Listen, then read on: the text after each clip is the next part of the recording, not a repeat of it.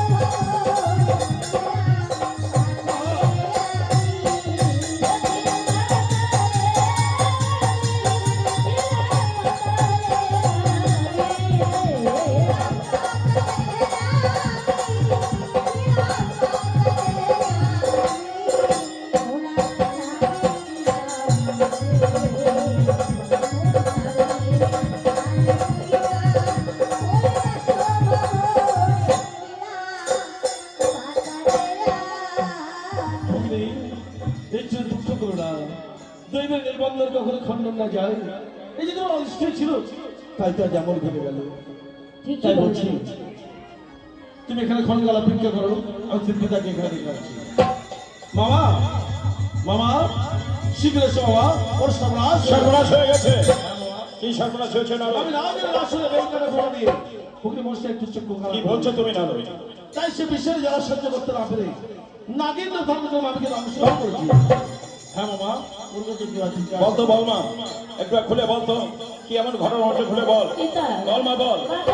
ভালোই ছিলাম কেন কেন তুমি আমার এই কৈলাস ধামে নিয়ে আসলে? কি বলছিস মা? কৈলাস ধামে এনে তুমি তো বলেছিলে ওরে মা তুই ছোট্ট রূপ ধারণ করে কুমণ্ডলের ভিতরে প্রবেশ করবি, তোর সত্য পরিচয় তুই যেন কাউকে বলবি না। তোমার কথা আমি অক্ষরে পালন করেছিলাম। কোথা থেকে এক নারী এসে বেল কাটার খুঁটা দিয়ে আমার এই একটি চোখ বন্ধ করে দিয়েছে। এই একটি চোখ বন্ধ নিয়ে এই নাকগুলো আমি কেমন করে বেঁচে থাকবো তুমি বলতে পারো পিতা? বলতে পারো? বিশেষ যারা সত্য করতে না পেরে এই নারীকে আমি দংশন করেছি পিতা, দংশন করেছি। এতে যদি আমি কোনো অপরাধ করে থাকি তুমি আমার ক্ষমা করে দিও পিতা, আমার ক্ষমা করে দিও। অপরাধ তো তুই করেছিস রে মা, মারাত্মক অপরাধ করেছিস। কোথাও অপরাধ করেছিস, আমার কথা মান্য করেছিস। কতবার আমি তোকে নিষেধ করেছিলাম ওরে মা রে কুমণ্ডলে বারস কামা, আর তোর সত্য পরিচয় তুই কাউকে খুলে বলিস না। আমার কথা অমান্য করে নিজের বিপদ তুই নিজেই দিকা। দুঃখ করিস না মা, তুই আমার কনিষ্ঠ কন্যা, তোর কোনো ক্ষতি হতে দেবো না রে মা। আজ থেকে আমারই আশীর্বাদের ফলে তুই যখন প্রতিটি নাক করে যাবি, প্রতিটি নাকের একটি করে চক্ষু হবে কানা, তাহলে তোর মনে কোনো দুঃখ নাই রে মা। কিন্তু তোর মায়ের বুক থেকে বিষাক্ত বীজ তুলে নে মা, আমি পাগল হয়ে যাবো মা, পাগল হয়ে যাবো। আমার তোমার বীজ আমি এখনই তুলে নিচ্ছি।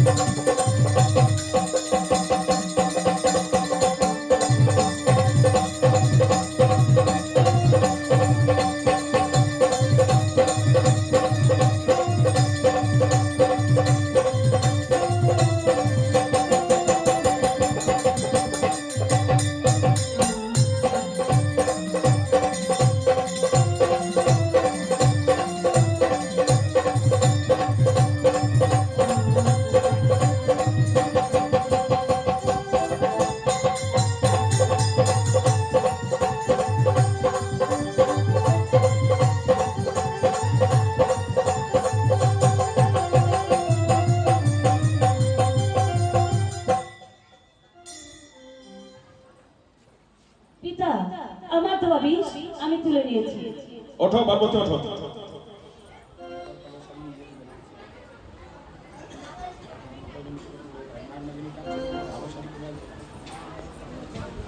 একে আমাকে তো বিষাক্ত সাপের অংশ করেছি, আমি যে তাকে প্রাণ করে ফেলেছিলাম, কিন্তু আমি আবার কেমন করে প্রাণ পেয়েছি। আর কে কে দিল আমাকে প্রাণ? এখানে তো আমি কাউকে দেখতে পাচ্ছি না, তবে কে? না না, আমি আবার কেমন করে প্রাণ পেলাম? এখানে আমি কাউকে দেখছি না, তবে তবে কি আমি যে মেয়েটাকে মেরেছিলাম, মেয়েটা কোথায় গেছে? তবে কি তার কাজ? আমার মনে হচ্ছে ওই মেয়েটারই কাজ, কিন্তু সেখানে নেই, সে যেখানে আর যত দূরেই যাক না কেন আমি সেখান থেকে তাকে খুঁজে বার করবো। সে যেখানেই যাক আর যত দূরেই যাক আমি সেখান থেকে তাকে আমি খুঁজে নিয়ে এই আমি কি দেখছি? এই তো সেই মেয়েটা। তবে ওই মেয়েটাই ভোলানাথের বাম পাশে কেন? তবে কি আমার কপাল পড়েছে? কিন্তু না, তো আমি কিছুতেই সহ্য করবো না। বল বল শয়তানি, কে তোকে এই কৈলাস যার মনে করে কমণ্ডলের ভিতর তুই প্রবেশ করেছিস? আমি বলতে পারবো না। কৈলাস এনেছি বললাম তো, আমি বলতে পারবো না, পারবো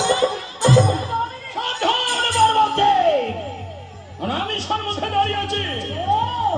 এইবারে আমি বুঝতে পেরেছি এই ভোলানাথেরই কাজ। ভোলানাথ, তোমার লজ্জা করে না? ভোলানাথ, তোমার লজ্জা করে না? তুমি এই বর্ষাটা সন্দেহ আমাকে সামনে কথা বলবে। অন্যায় আমি করেছি। কি অন্যায় করেছি? এই দেব সমাজ আমি তোমার সমস্ত কোণের কথা খুলে বলি পড়াহার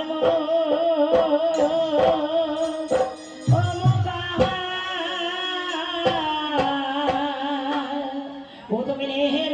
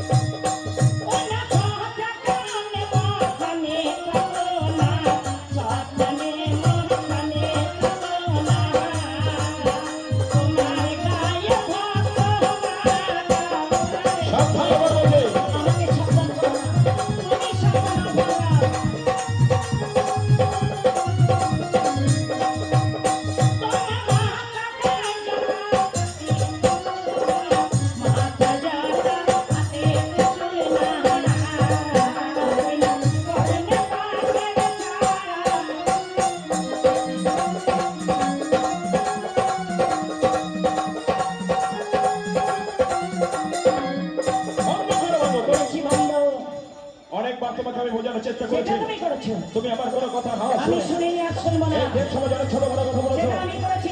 তোমাকে আমি সহ্য করতে পারছি না, শিগগিরই অসফল করবো। আমি যদি আপনার সত্য হয়ে থাকে গোটা সৃষ্টি আমি রক্ষা করবো।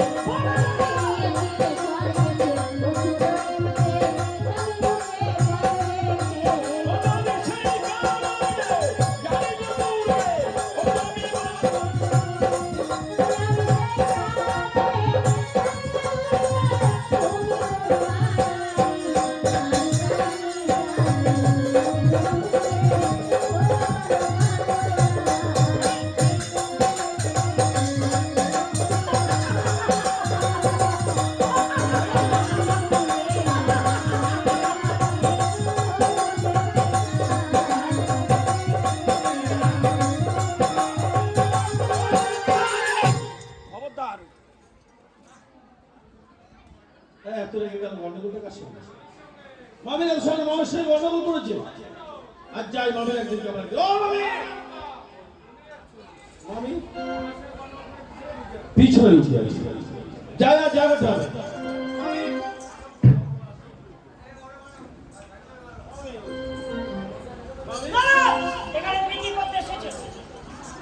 দুজনে একই কথা কি করতে এসেছিস তোমরা দুজন যে আমাকে করছো আমি থর করে কাঁপতে সৃষ্টি ওরা সাবধান সাবধান তোমার মামির কাছে জিজ্ঞাসা করো সরে যাও না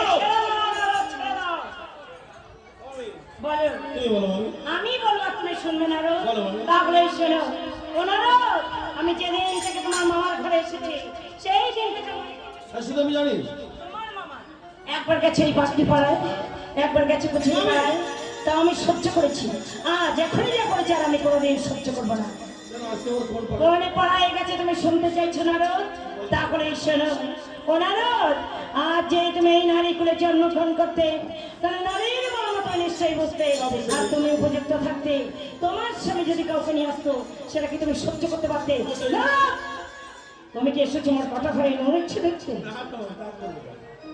সত্যি যদি নারী কুলে জন্মগ্রহণ করতো হ্যাঁ আর আমি উপযুক্ত থাকতে আমার স্বামী যদি কোনো অমরিকে ধরে তাহলে তুমি কি করতে সে সময় সংসার তো সংসার এত সময় বাপের বাড়ি চলবে ছেড়ে যাও জন্মের মতো বাপের বাড়ি যেতে না রে তোমার কথা শুনে তো আমি বাপের বাড়িতে চলে যাচ্ছিলাম আমি যখন পেছনে পড়েছি তোমার মামা যে কথা বলেছে এই কথা শুনবার পরে কয়না ব্যাপারটা ভালো মনে হচ্ছে না কোন দিন ভালো করেছি মামি বলে মামা কি করবো আরে বাবা ধরে যদি নিয়ে আসতো তাহলে তো বেঁচে যেতাম তোমার মামা যে বেঁধে এনেছে না না না আমার নারায়ণকে কেন রেখে আনছো এর মধ্যে আমার একটা নতুন ও মামি সেই আনন্দেই তুমি রাস্তা খুঁজে পাচ্ছ না তাই না ওরে মামি, সে নতুন ওনারও অতএব যদি তোমার নতুন মামি দেখার ইচ্ছে হয় তাহলে আমারই কাছে আর জিজ্ঞাসা করো না বাবা পিছনে ফিরে তোমার মামার বাম পাশে তাকিয়ে দেখো আমার মামার বাম পাশে এলো না তুমি এত চমক করেছো আমার নারায়ণকেও ডেকে আনছি এই কন্যাটি এত ওই ভালো মেয়েটার জন্যই দর্শন দেই শোনো মামি বলো আজ আমি যখন এসেছি ভাবনা আসতে পারে এই কন্যা সম্বন্ধে সমস্ত কথা বলে হ্যাঁ তোমাদের গন্ডগোল বেরিয়ে কি করবে শিব ধরে গাল মিলাও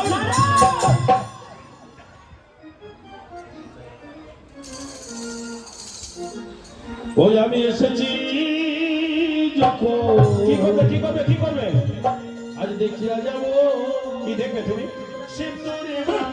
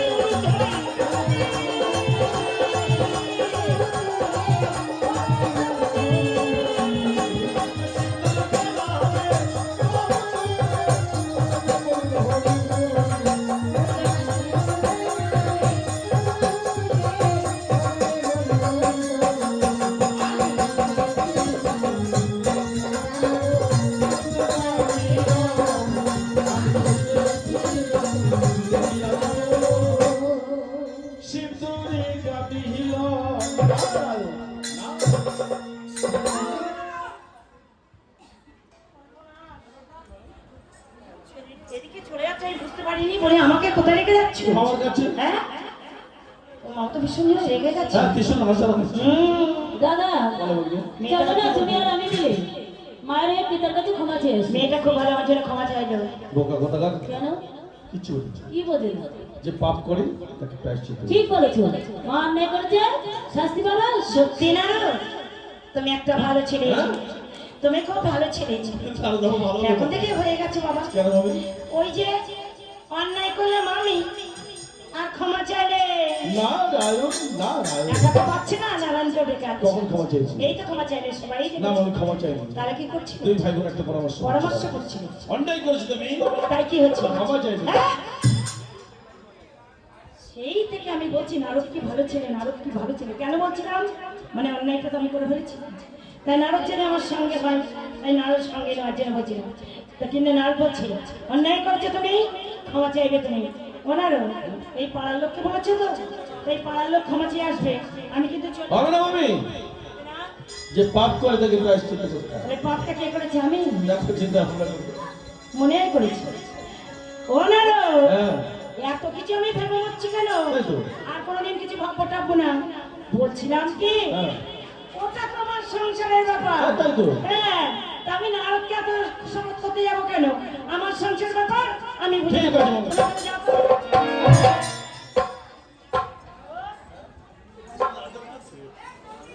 ও জোরে জোরে ঘিরাম তাহলে কি হবে হলো না, ভীষণ আচার করছে খুব জোরে। তাহলে কি হবে এখন আর কিছু করার নেই। দেখো চিন্তা ভাবনা করো।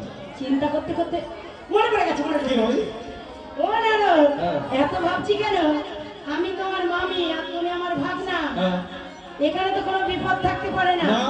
আমি যদি বিপদে পড়ি তুমি আমাকে বাঁচাবে না, তুমি হ্যাঁ। বিপদে পড়লে আমি বাঁচাবো। এইটাই তো নিয়ম এইটাই তো নিয়ম হয়েছে, এখন বুঝতে পেরেছি। কিন্তু আমি তো এখন বিপদে পড়েছি, তা তুমি আমাকে বাঁচাবে না? অবশ্যই বাঁচাবো তো চলো তুমি তোমার আমার কাছে যাই, ক্ষমা চেয়ে আসি। তোমার সঙ্গে যেতে হবে আমার সঙ্গে? এটা তো আমি ভালো পারি হ্যাঁ সেটা আমি জানি। তা তুমি আগে আগে পিছিয়ে ও নারদ পিছনে থাকবে, আমাকে আগে দেবে। মরে মরুক মামি মরুক, ভাগ না তো বেঁচে থাক। তা মরি আমি মরি।